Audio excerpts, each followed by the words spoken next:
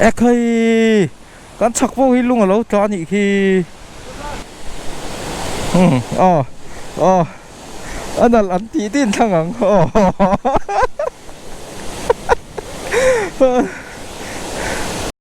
因為就講個第時人抽啷睇啷啊，係公司後nhiều tắc BWD lâm phong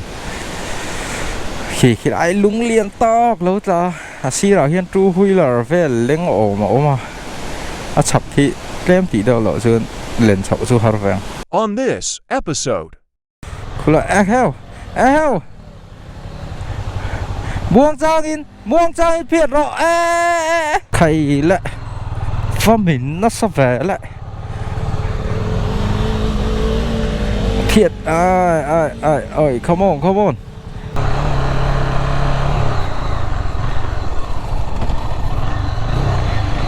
hey lại phụ wow nó mệt phê nó phê nậu vậy tụi số một tăng đấy cái này cô chuộc thầy đón come on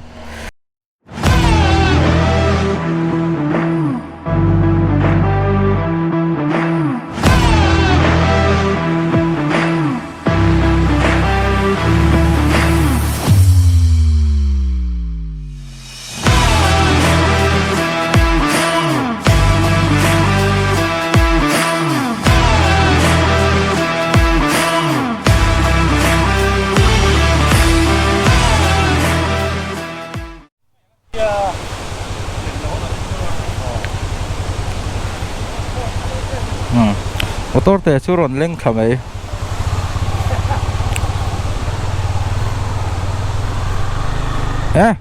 nal va ai gam nom vek thấy lo khula heo buông trang in phiệt rõ rồi buông in khay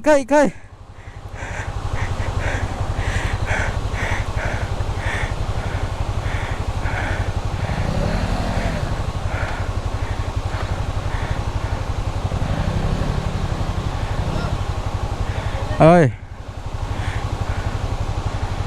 come on ít thầy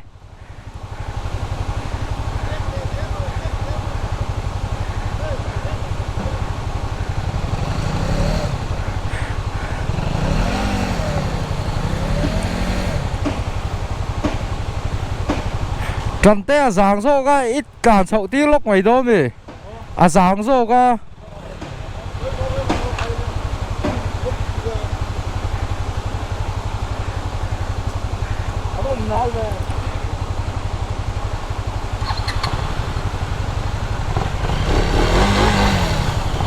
kể khá nó lúc tục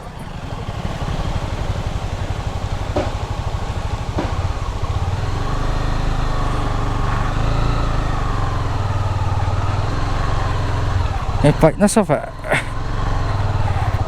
nó ngờ khen suộc lại ta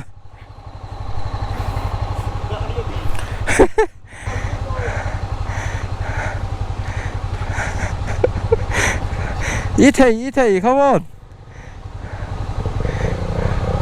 khá lâu mình nút khi sọc là một trang hiên lúng liền to có tờ bao so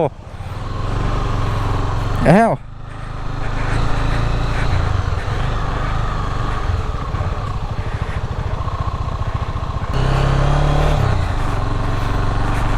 khá lại chứ nó ngờ mà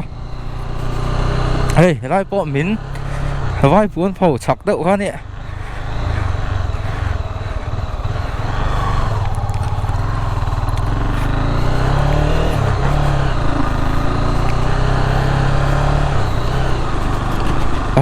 anh em ăn gì còn ăn chứ là mặc thế mày thật sắp bằng thế nào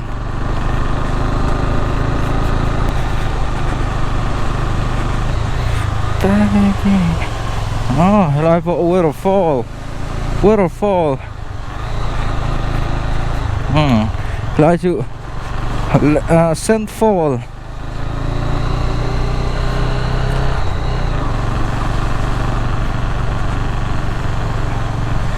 river flows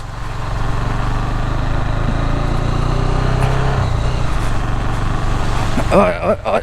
cái có phải chỉ là nó sắp hơi có phải hú lô hú vét lô ôi luông nem mày xị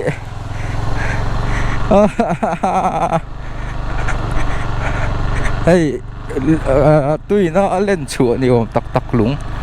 có tắm nè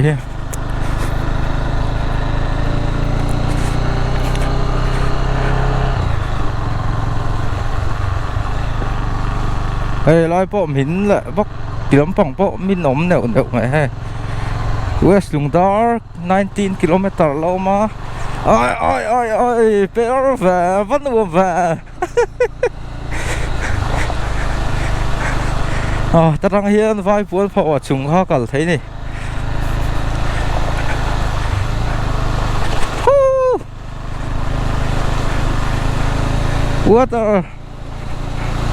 water flows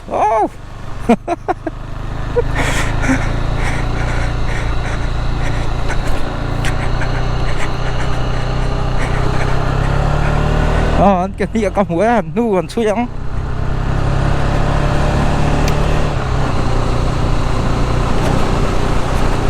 văn hùm và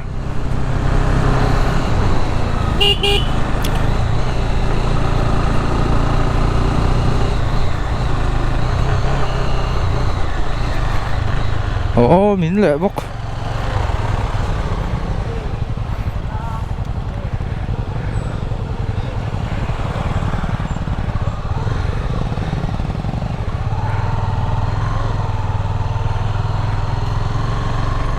thầy lại và mình nó sẽ về lại thiệt ơi come on in thầy lâu mình nó sẽ lên vậy hay khó tăng ở lòng khó tăng mình vui chân lâu ôm lâu come on in thầy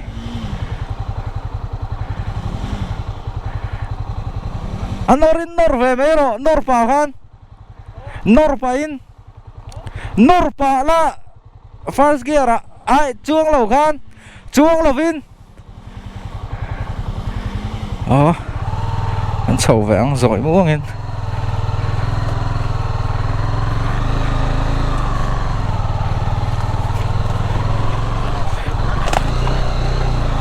eo tùm lậu nó mà con cối lốm lại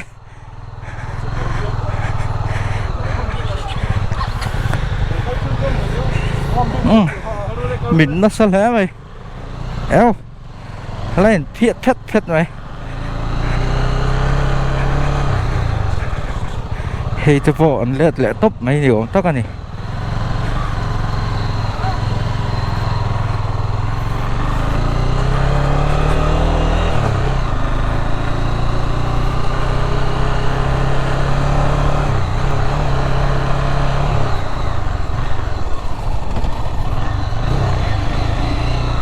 eo thính đấy vậy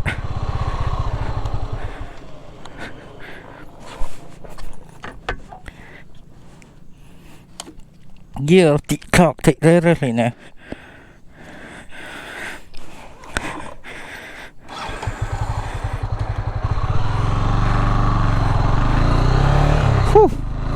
con nuộm lại tại em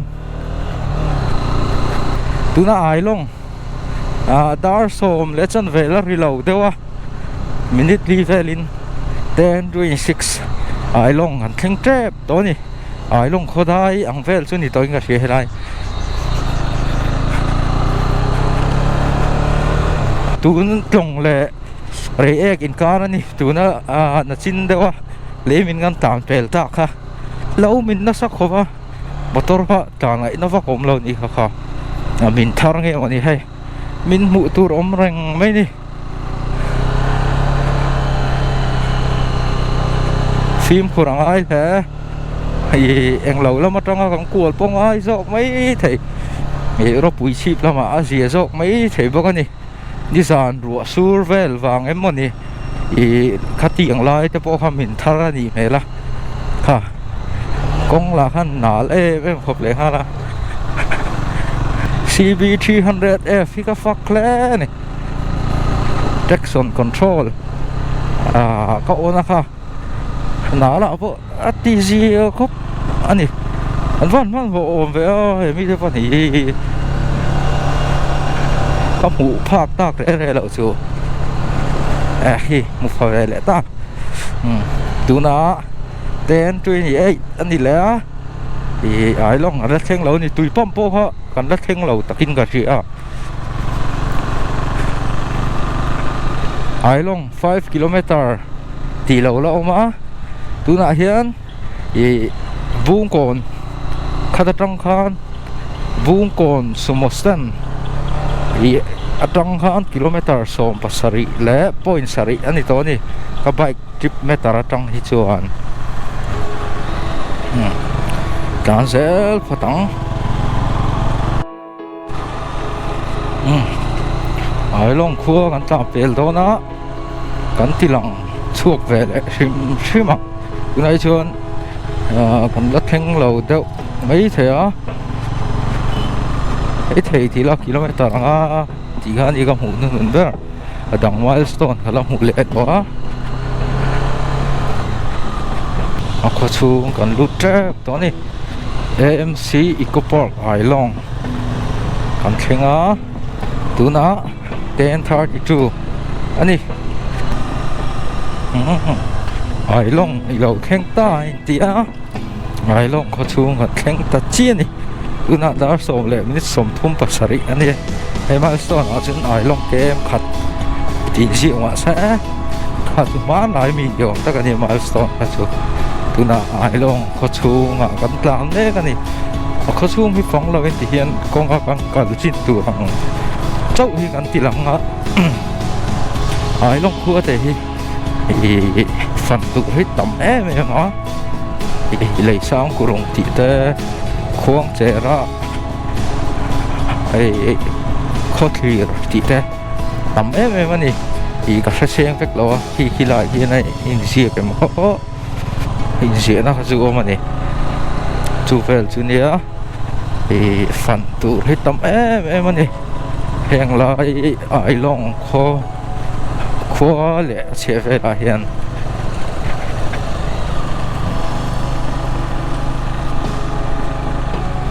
lei sang ku rung kong po kha an lo metal to ma ni voi khat chu kal to rei le to kum ni kum thum liam ta vel han in ga sia ka kal kha a ku rung te kha an nuam ra hle ani a pui ve ra khop mai tu na chuan tui a tam ka ringa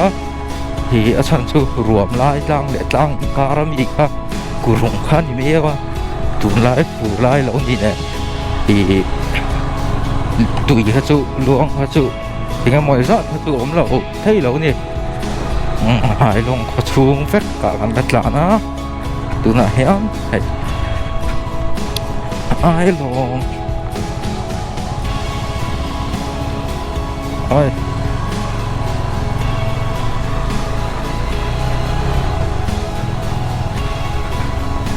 the streets of Ai Long ani chuan Ai Long atangin rei e kha kan tlang a rei ek so a west lung ta kam kan pan do ni kilometer som di pati kan ta to a tuna Ai Long kho chu kan om me kan ni so lại son phẳng tur về liền diện nó xưa nè rửa lấy phát phép phép ông này hey phẳng tur tắm rau lá này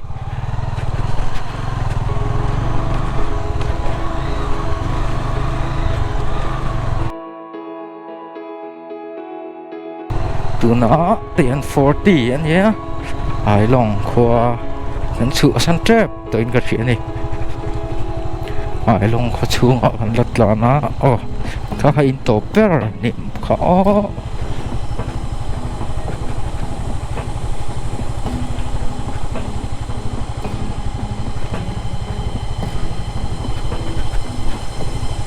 heo lai chun lo lai in sak na tur ngani ai long khua chu ti hang gam pel ni ta in ga thi ani dar som la em ki som li heng lai te poi in chu lo om ve le kan la pel lo ni ai long khua vek kan ni om ta kan ni hai chu tlem khodai te ole ka in om vel ni om ta kan ni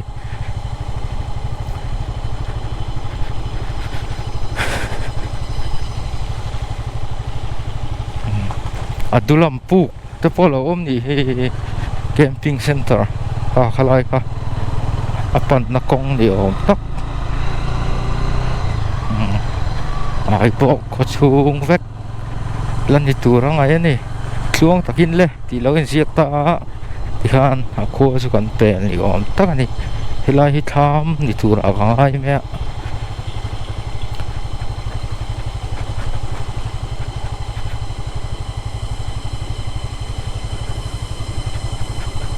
phun chân đủ ẩm mấy này heo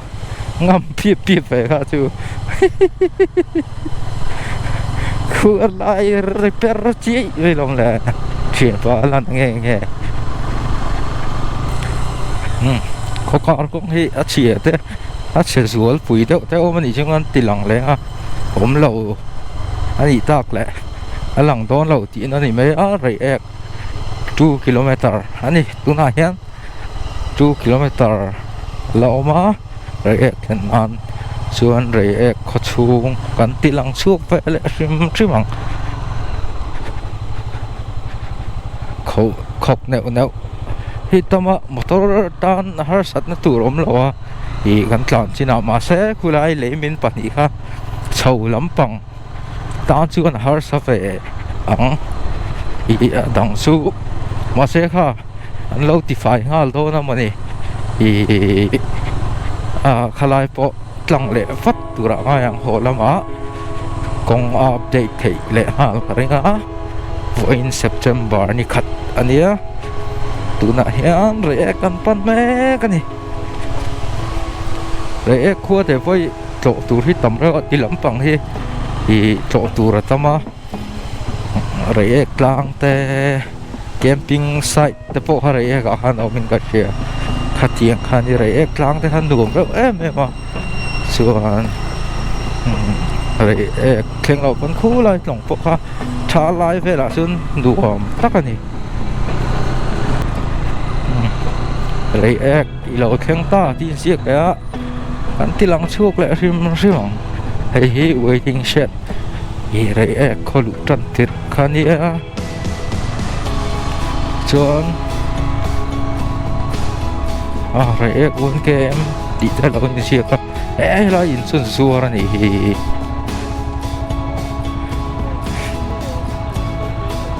hắn lấy mày đón mày anh ông bị đồ lâu nhỉ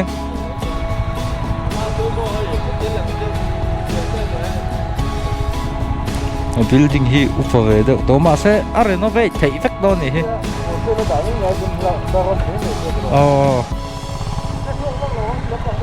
nia kal vak anom lo kha mo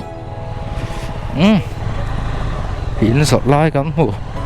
re kho chung hi te hi lian to khop me a i ami cheng za te le in eng za vel nge om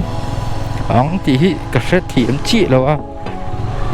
nakina kan tilang le tura ngai la chun hei re kho chung a tu na hian kan tlan le me kan ni dar som le min som li pang ania chuan i mau bok pung kon sumostan kan chu na tang khan kilometer som ni pali le point ruk ani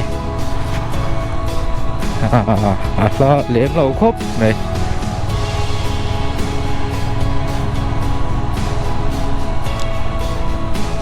Rayek có chung the streets of Rayek ani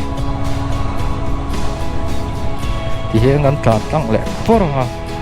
thì rồi ép lang pan na fel ha chu pan la thleng lo đâu cái gì hả hey ăn khua tiệm bơi à phải he bây giờ bol ro mu tur ôm lo thì ăn chuột ôm he mày ăn chết thiêng lim mà nỉ rồi ép lang pan na ha hey lại tiền gì hey rồi ép lang chỉ phải dịch lại là chậu hát rồi ép lang làm bằng anh nỉ chúa ăn ta trong thì hiện rồi khi anh thì lòng suốt về lại sim sim mong the streets of React hay là hi basketball court futsal ground thế này hay so I saw government middle school React thì là gì cả cặp phải đại para riêng vậy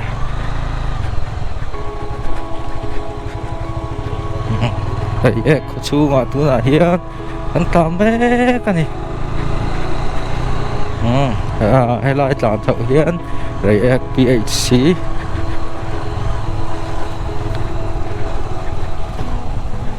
government React high school for lại làm thạc hiện anh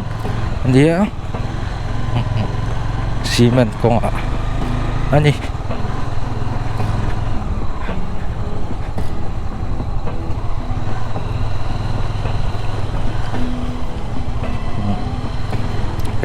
có chung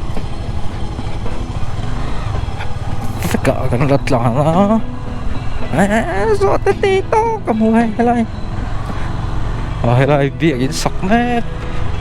anh việc in nghe cái hết chị đó Presbyterian việc in tủ ai lẽ thôi bậc tí sẽ bôn thì thế mà sẽ phát việc in tủ nó sao chỉ hắn tủ tông hay là nó sao giấu chết con này rồi phát anh nhé tụi thằng làm mét khua tây do rồi thế này phần tụ là ram tị phèn phần tụ rắn này nuông rồi ép tăng để không có thì anh tăng ở chung tăng lắm anh em anh nó tự thì anh soi chiếng thì tụ nó ai ăn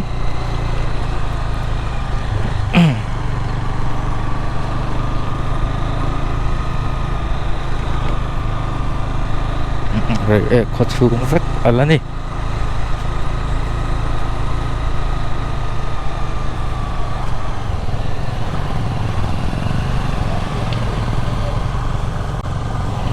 homestay nó tới phố lô mà đi lại hắn phần nếu tủ hiện này nổ riếu rồi cua con về lại tao mong thở lại thì nó cái gì hay kia nó rất sụp này lại chúng ta làm cần cá lá thì cần về ta tu na đã sớm lại mình sớm ngon nhé thế qua hắn ta về là km sớm thì per point 2 anh đi hắn làm mấy tu na hiền hay hi rồi lẽ chúng ta không bị in car công han nhé hey lại phụ wow nó mệt phê nó phơi nấu mấy tuổi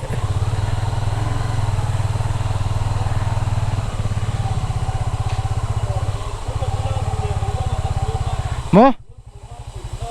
nè khen vắt rồi ngu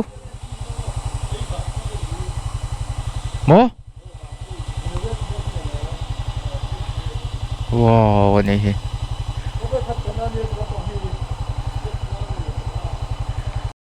waterfall te po aron tlani hey helai te po he 10:51 kan ti suai à thấy lệ tốt đi hey cũng hi khua hi về nếu à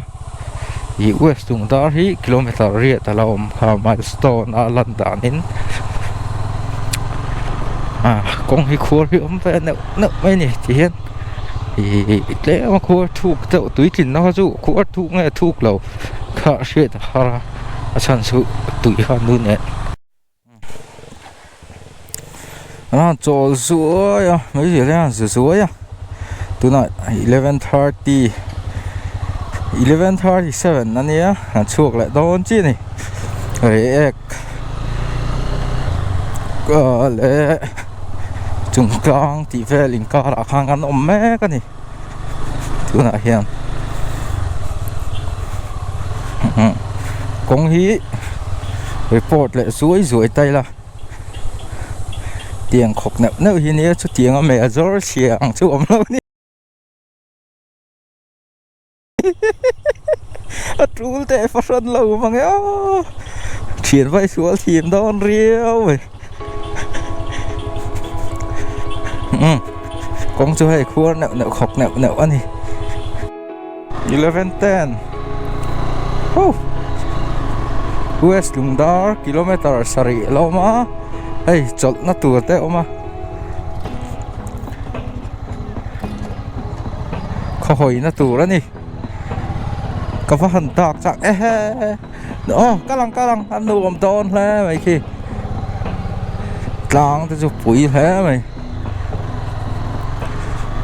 đàn dễ phát tặng chung cang po kan la thleng hlei ne mo la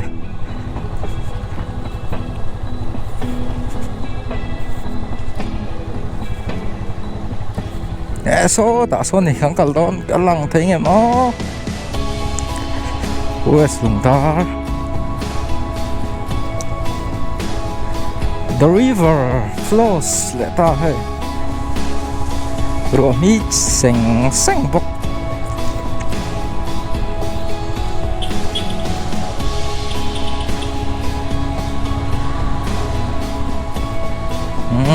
và môi em beautiful nature, the beauty of Mizoram.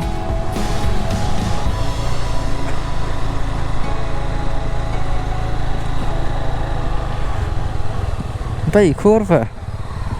thấy bụi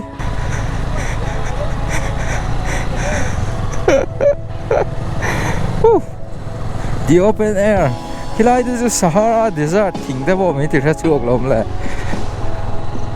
anh nuông mắt không phải nuông lá bây giờ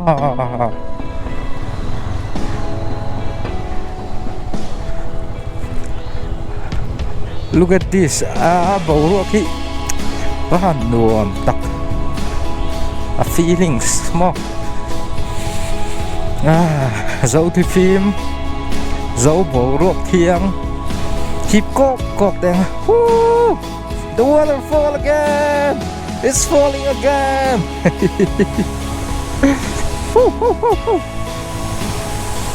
Wow,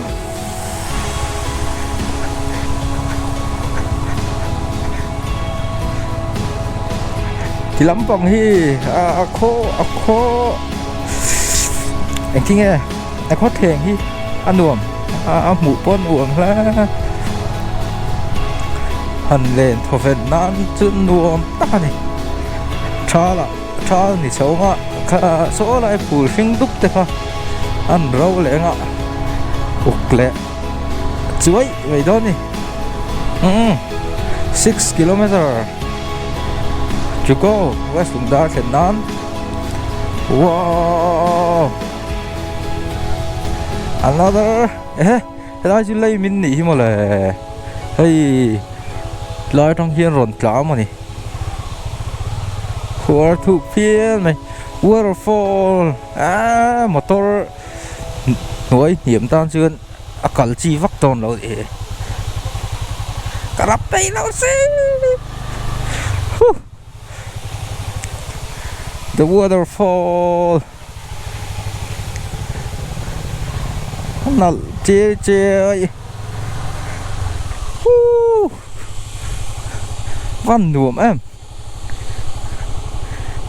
car ni ron sale te so satisfying hi lại bỏ the waterfall again hey so tiếng á ni na thính sinh ron en ron chun tlang sinh sĩ te han nal la ni anh nuông la mấy bầu ruột đi nó sẽ công việc khi chứ nuông bắt đầu hay lấy mình nó nuông mà này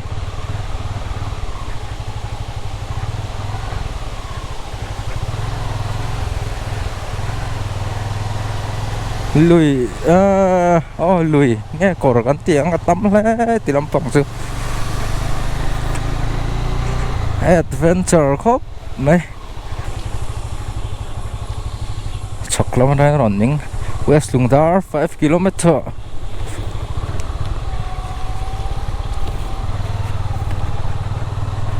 kan destination Kalnan kilometer nga ba kum talaw hey helai po min na nu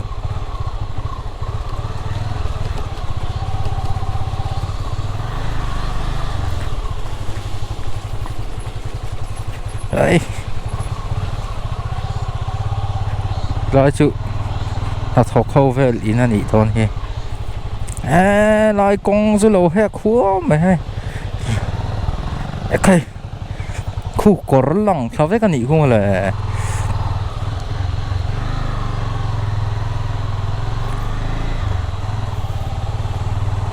hay cà phê mấy lòng là lại cái quả ấy nhiều âm tắc hey tùy là hiện phim trẻ em khóc lẽ ha gì mà cá và đỏ tao va in hùa hùa mấy cháu không lòng là lại lùng tới số phật về aron cả tí nào mía anh lạc nó nu nè vậy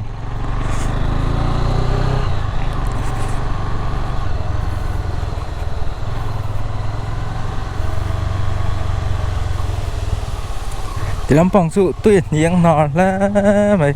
la chả bao qua ngô chả bao qua thì phủ lai lâu nhỉ bốc nền tuyệt nhiên nào là nè con hi là tụ tộc lại lo West Lungdar thành nan 4 km lâu mà khu tạo đâu tí là hay không bị tăng lệch liếm vào hàng tán lệ chia con hi chưa hay Asia lại anh này Asia rất khop mấy km li tàn tụ lâu mà nè tụ na hiền mau bọc buông cồn không bị sum Austin trong khan km sầm thum pakhat kan tlan ta chia ka bai ka ina ate tan chuan ta rang hian chung tlang lo lampang kan hun kang hun ro ta kan lo ni lampang hi ro pui chi pa pho thei boka update le suai tuna 11:21 ani to dar som pakhat le minute som ti pakhat kilometer som thum pakhat le point ruk kan tlan to ni West Lungdar nan kilometer thum lo ma chu update le zuai ani hey a khok ve na sa lai chu khok ve tak chu ni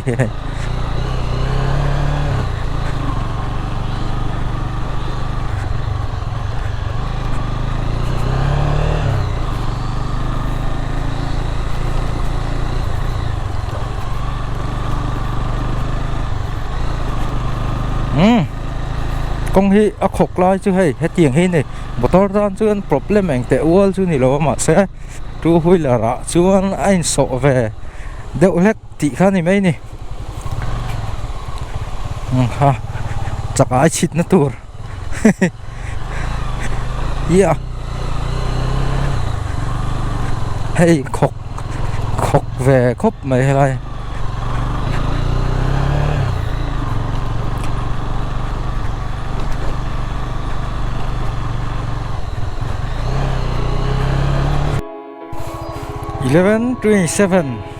km som thum pathum 0.8 West Lungdar lo theng ta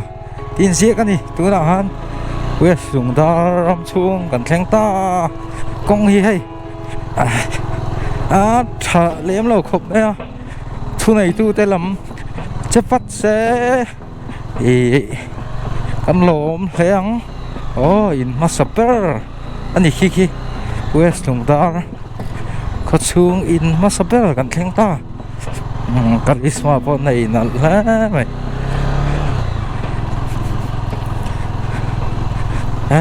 in Masaper có chút fall về lấy mày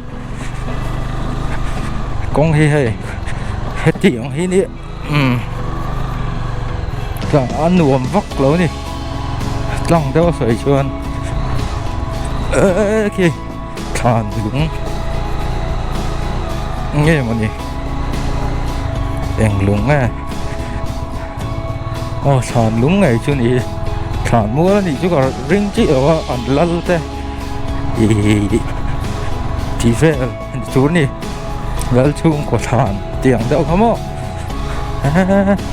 West lung dar có chung gần thanh ta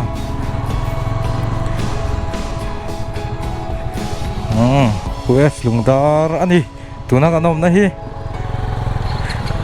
house number 12 funny khilai ki kan kal zelang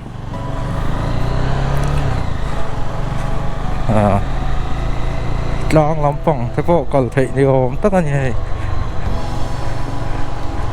West Lungdar ko chung anom ta ni kilometer tuna hian kilometer 34.3 ka bai ka alandan hi chuan 34.3 ania chuan dar som pakhat le minute som ni pakua 11:29 ani West Lungdar ko chunga kanom to ni tiang an tilang chu ve le shimang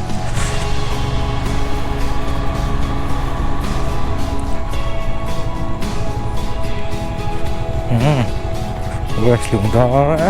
biakin po anh này cho thế vậy sao chỉ là anh ăn lán sao á lộ lóc từ cái này á chuyện khu phi cho con thấy nồng hell thế mày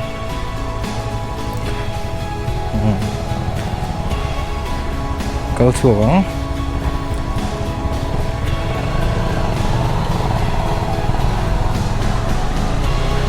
the streets of West Lungdar nhỉ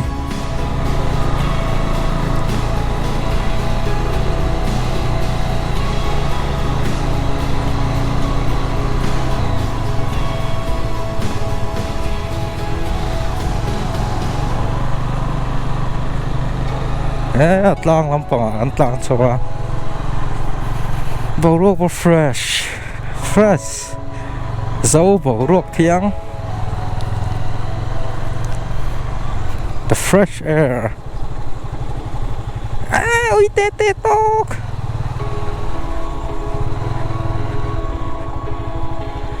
an cho lok đó ni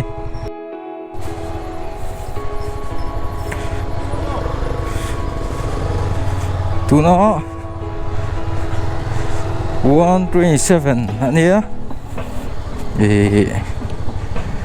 West Lungdar ra kan lo ma tlang ve te kan phang ve sin do na he kho theng te bo ruak hi nuam phian me he salvation big in ani khu field chuan a khu he ti lampang hi kan la chu kher lo mai nga tlang a kan kal chin do ni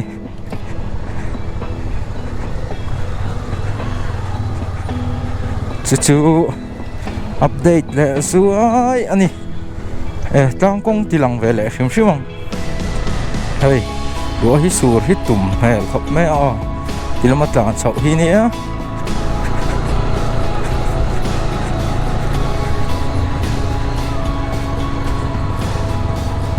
cement kong ai zo le kha lang wo me ya zana anak don video inga khi này anh war hai zo lampang ha han hoi pei vậy vẹo cho bộ anh nuông don inga khi này ai zo lama đi té này phải chân lung su leng về đủ video mà cái ring mà đi khua hồ han hắn lúc tục lâu mà xe zana han tan pei rum mấy thế ha lâu emotional đậu chuan cha cũng thấy mấy đôi người phía này hey Government Middle School West Lungdar tlang ang kal na tu chu khiti lampang khi ani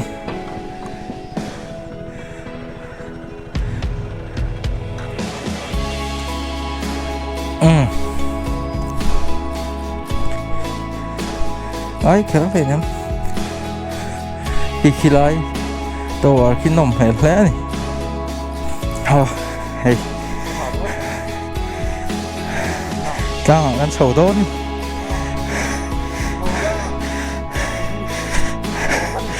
ada tisau alah dituru lo video rom pia per pop lo video enggak sih ya hendak tu ni kau lek sini bong kan zo terong này nang ni khi anh tên nào so có cái gì là răng khi anh xem ông mong lắm mà phan có một vóc sự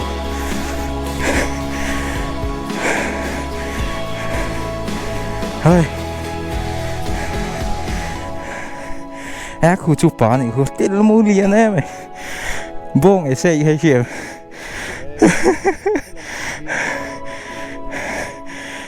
phủ ven mà xe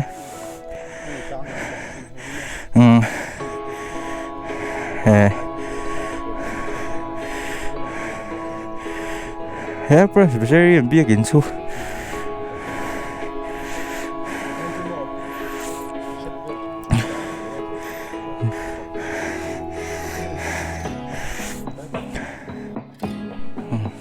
vinh chú chúm lâu riêng nó sao đậu thế cả sò ai do làm bằng sự lỗ lòng vua rồi này phiêu ăn uống đòn hay khôi hẳn thiên xe hay đây để ép tăng về mà nè khua thiên nuông xe mũ ăn uống vía hoàng mà xe hay chú mà tẩm đều á tụ thứ sáu mình muốn nuông lâu nè so lìa lẹ trần ai ta trong hắn còn lăng thịnh nhiều đó anh em ngày gì West chúng ta hay rồi ek tang anh đi so ai rồi có lăng lẹ tao rồi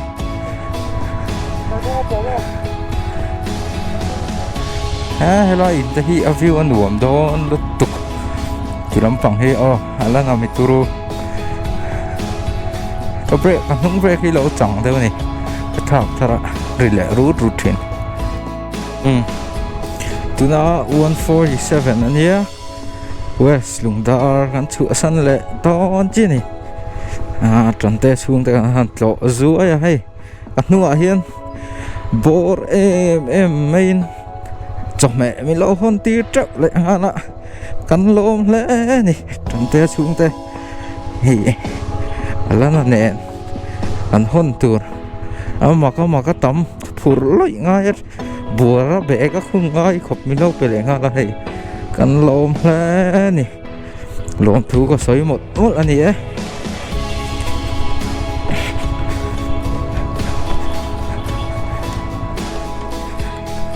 con chú hay tu nào 148 anh lệ tỏ khi lại anh khen han km trip meter các set thi thì thum li ha anh ấy chỉ sẽ tu na hiền kan ho le mek do na trip meter hi set thale tang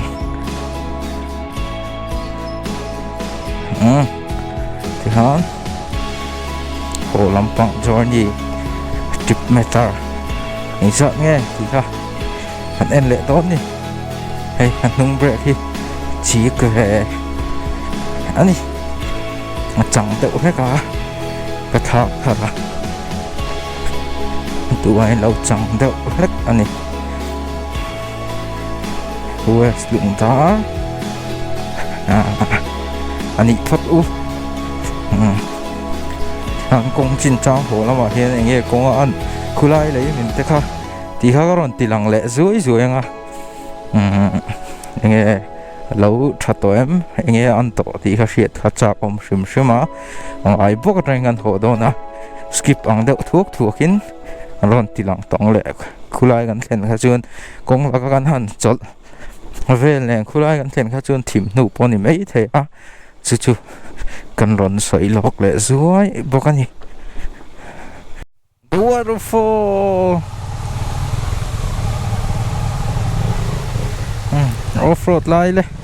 hay phiệt le tan ta ke siêu song in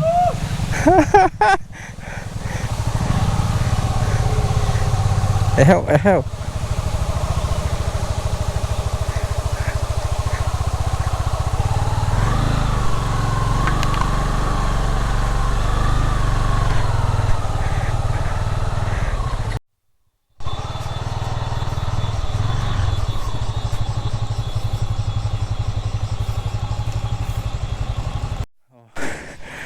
anh số lại trong khan cùng trong khan hay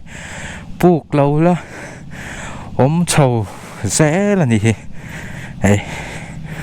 mà sẽ nôm học khi tắm về đâu là đùa hiền tiếng thế hi phim khur trang tiếng mà đi bộ lộ hi chú bảy lệ dễ là trầu mày khuang chế nó buộc chuột na chuột nó làm bằng en vẽ hay là hi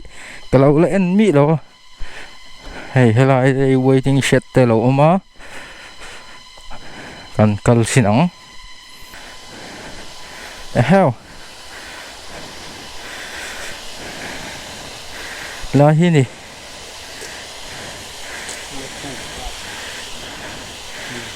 tụi này phải tùy tầm đâu mà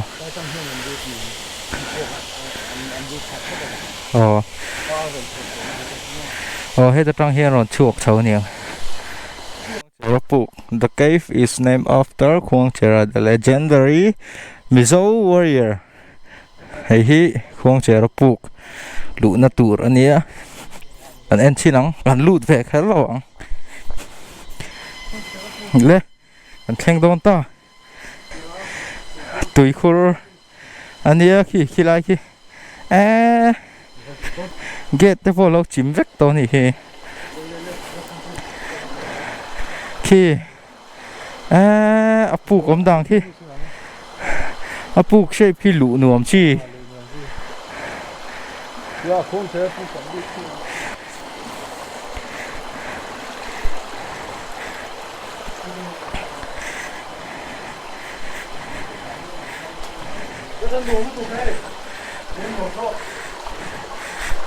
ai hẹn đái hụt ta lệ Khuang Chera Puk nên chín đó nè lùng té lâu ông to cá hụ ta sao ra bóng lậu nghe mà nè không sao lại son lụ phải tốn nhé không phải lâu phải tập phải hay cần làm hết chuyện hay anh thọc chọc lên chuồn ốm lên mày lâu phải thật à của nó khóc mày cần làm hết sự in tháo nhiều tắc khá nè cả lâu phải tắc của mày nợ và khi lại fall chú ấy phải buồn phẩu chọc khá nhé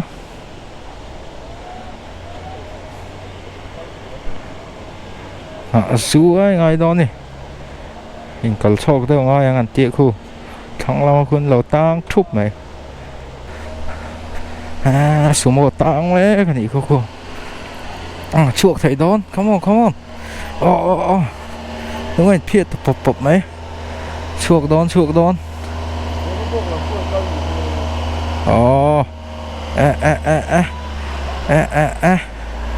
thầy đón em chuộc ta lại vậy ngay đó liên tục nó phía chậu bóp mấy vậy quả scooty nó có vẻ lại rồi phía vắt là scooty chứ taxi chú chậu thấy đó lâu mới hay vai buồn phầu hay như thế lại trong hiện ròn mín tháp vắt mày hồi lúng liền tọc thì hồi ròn trả nhiều tắc anh nhỉ ròn chuộc thấy đó em lỗ nọc sự ôi trắng rõ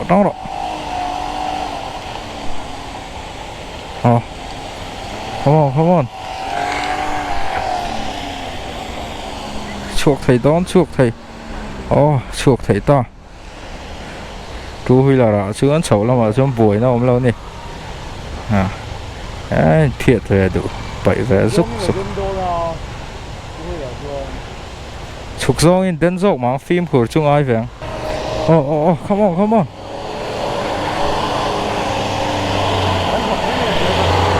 nọc chầu bốc ô lẹ come on rắn ngầm thật lít tục hay chứ đủ lậu rong còi mấy này hay hay rắn tăng lọc lộ phá ta chầu mấy lên nộ về núi nữa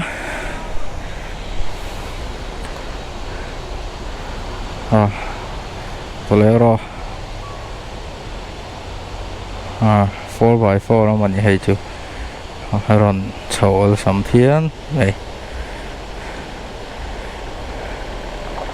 anh điểm camper 4x4 như thế này 800 đã chầu trong phố rồi come on ôi thầy đón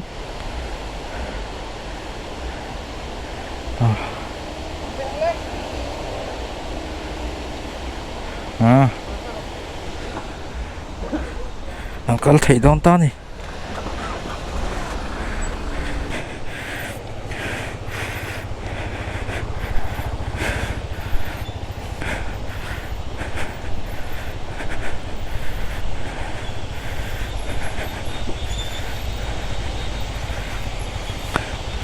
chúc về đó nó nào đó khóc đấy ạ phim của về vi chúng ai này hay tụm lậu là mình ngăn chừng vậy à mình tầm tộc té nó har savio là phải khen chuộc ta đi khá lấy mình bật nhị nào hắn giàu lẽ ta thì khán với video chú gần tụ tộc đấy á thì không ai có video té like subscribe share comment thì lâu tổ rin rồi nghe châu ni anh truyền tới bữa mình lâu share sắp về đồn nhé cái lô ngót thằng anh đi here to zong song te in the flying peace shalom bye bye